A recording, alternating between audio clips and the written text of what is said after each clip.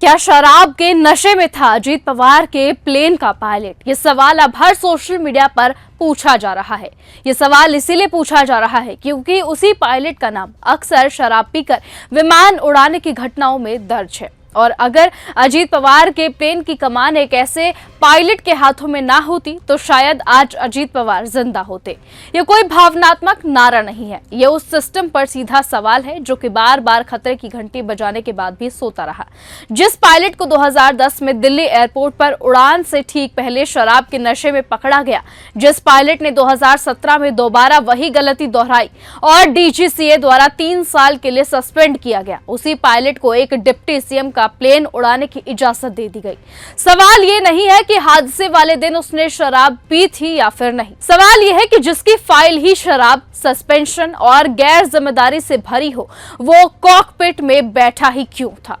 ये हादसा रनवे फिसलने की कहानी नहीं है, ये कदम विजिबिलिटी का बहाना नहीं है। ये एक ऐसी चेन ऑफ फ्लेयर है जिसमें हर सतह पर लापरवाही दिखाई देती है। विमान के पास ईंधन था, समय था, विकल्प था, ऊपर चक्कर लगाया जाए, रोशनी बढ़ने का इंतजार किया जाए, लेकिन जल्दबाजी दिखाई गई और हीरोगिरी दिखाई गई और नतीजा ये हुआ कि एक वीआईपी विमान टेबल टॉप रनवे के नीचे जा गिरा। जिस पायलट के निर्णय लेने की क्षमता पर पहले ही सवाल उठ चुके हों, उसी से सबसे नाजुक फैसला करवाया गया। सबसे बड़ा सवाल उस प्राइवेट ऑपरेटर पर है जिसने इस पायलट को नियुक्त किया। सवाल यह है कि क्या किसी कॉलेज में फेल हुए छात्र को टॉप यूनिवर्सिटी में दाखिला मिल जाता है? क्या खराब कैरेक्टर सर्टिफिकेट वाले व्यक्ति को बड़ी जिम्मेदारी दी जा सकती है? तो फिर एक ऐसे पायलट को जिसका रिकॉर्ड जानलेवा लापरवाही का रहा हो, आखिरकार उसे वीआईपी सुरक्षा सौंपना किस नियम के तहत हुआ है?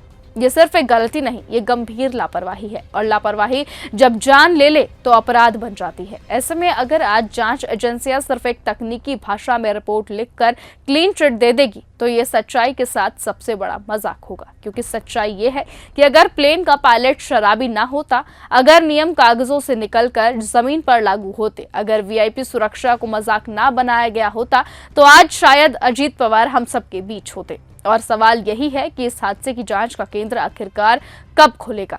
आपको बता दें कि वो वही पायलट था जिसको 2 बार शराब पीने के चलते पकड़ा गया था। फिलहाल अभी उसने शराब पी थी या नहीं, इस बात की तो जानकारी सामने नहीं आई है, लेकिन फिलहाल कई तरह की बातें अब सोशल मीडिया प्लेटफॉर्म पर चलाई जा रही हैं।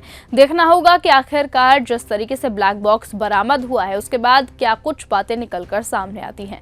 फिलहाल आज की इस खबर में सिर्फ इतना ही। देखते रहिए और बने रहिए न्यूज गंगा के साथ। नमस्कार। अगर आपको यह हमारा वीडियो पसंद आया हो तो इसे लाइक और शेयर करना बिल्कुल ना भूलें। साथ ही हमारे चैनल न्यूज गंगा को सब्सक्राइब और फॉलो जरूर करें ताकि देश और दुनिया की हर बड़ी खबर आप तक सबसे पहले पहुंचे।